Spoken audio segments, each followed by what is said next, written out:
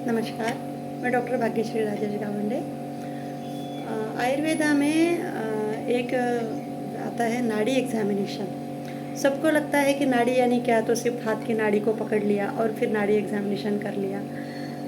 जो नाड़ी एग्जामिनेशन मैं करती हूँ या जो नाड़ी परीक्षण मैं सिखाती हूँ, वो नाड़ी परीक्षण एंशिएंट नाड़ी परीक्षण है। यानी उस समय नाड़ी विद्या और ज्योतिष्य एक साथ मिलके था, जिसे स्पंदन शास्त्र कहा जाता था, नाड़ी ज्योतिष्य कहा जाता था।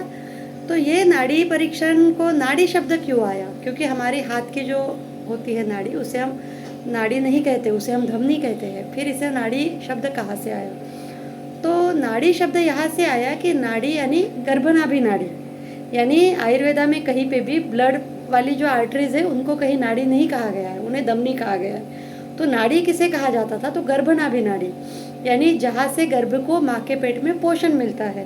तो ये इसमें से नाड़ी शब्द इसलिए लिया गया कि नाड़ी परीक्षण यानी किसी भी व्यक्ति को उसके मूल से जानो, यानी जहाँ से वो निर्माण हुआ है, यानी उसकी नाड़ी जहाँ से बनी, यानी जहाँ वो माँ के गर्भ में था उस समय से उसकी प्रकृति, उसके शरीर का, उसका जेनेटिक कॉन्स्टिट्यूशन वगैरह सब चीज़ें जानना, इसी को संपूर्ण नाड़ी एग्जामिनेशन कहा जाता है। इसलिए नाड़ी एग्जामिनेशन में, ये नाड़ी परीक्षण में नाड़ी शब्द आया। धन्यवाद।